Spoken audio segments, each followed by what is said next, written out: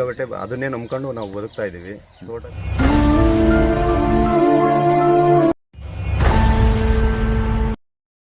ಇದು ಹಿಂಗೆ ಮಾಡಿಬಿಟ್ರೆ ಹೆಂಗೆ ಸ್ವಾಮಿ ಅವರು ರೈತರು ಬದುಕೋದು? ಪಾವುಗಡ ತಾಲೂಕಿನ ಕನ್ನಮೇಡಿ ಪಂಚಾಯಿತಿ ವ್ಯಾಪ್ತಿಗೆ ಒಳಪಡುವ ಚಿತ್ತಗಾನಹಳ್ಳಿ ಗ್ರಾಮದಲ್ಲಿ ಮಾನವೀಯತೆಯ ಎಲ್ಲ ಮಿತಿಗಳನ್ನು ಮೀರಿದ ಹೀನ ಕೃತ್ಯ ನಡೆದಿದೆ.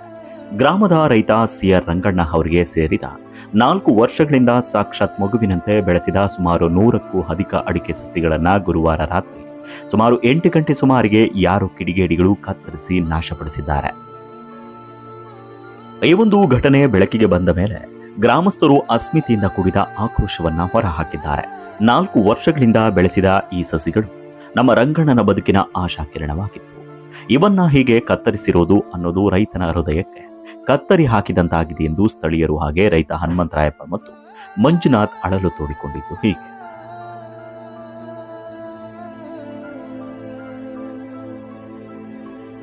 ಚಿತ್ತಗಾನಹಳ್ಳಿ ಗ್ರಾಮ, ಪಾವಗಡ ತಾಲೂಕು, ಚಿತ್ತಗಾನಹಳ್ಳಿ. ಇಲ್ಲಿ ತೋಟದ ಹತ್ರ ಮನೆ ಐತೆ. ಅಲ್ಲಿ ಊಟ ಮಾಡ್ಕೊಂಡು ಸ್ವಲ್ಪ ರೆಸ್ಟ್ ಮಾಡ್ತಾಯಿದ್ವಿ, ಮನಿಕೊಂಡಿದ್ವಿ. ಎದ್ದುಬಿಟ್ಟು ಹೊರಗಡೆ ಬಂದ್ವಿ. ಹೊರಗಡೆ ಬಂದು ತೋಟದ ಕಡೆ ನೋಡಿದ್ವಿ. ಹಿರೇಮರದಕ್ಕಿಗೆ ಅಂತ ಮೈಕ್ ಇಡಕ್ಕೆ ಹೋಗಿದ್ವಿ. ಅಲ್ಲಿ ಸ್ವಲ್ಪ ಮುಂದೆ ಹೋದಾಗ ಅಡಿಕೆ ಗಿಡ ಕೆಳಗಡೆ ಬಿದ್ದಿರೋದು ಕಾಣಿಸ್ತು. ಆವಾಗ ಬ್ಯಾಟ್ರಿ ಹಾಕಿ ನೋಡಿದಾಗ ಗಿಡ ಎಲ್ಲ ಉರುಳಿದ್ವು. ಅವು ಮರಗಳು ಬಿದ್ದೋಗಿ ನಮಗೆ ಭಾರಿ ಬಾಧೆ ಆಗಿದೆ. ಈಗ 4 ವರ್ಷದ ಗಿಡ, ಇನ್ನು 2 ವರ್ಷ ಹೋದರೆ ಫಸ್ಲಿಗೆ ಬರೋದು ನಮಗೆ. ಅಂಥ ಗಿಡಗಳನ್ನ ಕಟ್ ಮಾಡಿದ್ದಾರೆ. ಎಲ್ಲ ಬ್ಲೇಡ್ ತಗೊಂಡು ಕಟ್ ಮಾಡಿದ್ದಾರೆ. 120 ಗಿಡ ಹೋಗಿದ್ದಾವೆ ನಮಗೆ. ಇಂತಹ ಕ್ರೂರ ಘಟನೆಗಳು ರೈತರ ಮನೋಬಲಕ್ಕೆ ಆಘಾತ ನೀಡುತ್ತವೆ.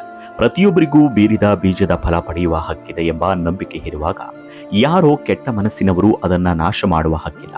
ಅಧಿಕಾರಿಗಳು ಈ ವಿಚಾರವನ್ನ ಗಂಭೀರವಾಗಿ ಪರಿಗಣಿಸಿ ಸೂಕ್ತ ಕ್ರಮ ಕೈಗೊಳ್ಳಬೇಕು ಎಂಬುದು ರೈತರ ಹಾಗೂ ಗ್ರಾಮಸ್ಥರ ಒತ್ತಾಯವಾಗಿದೆ.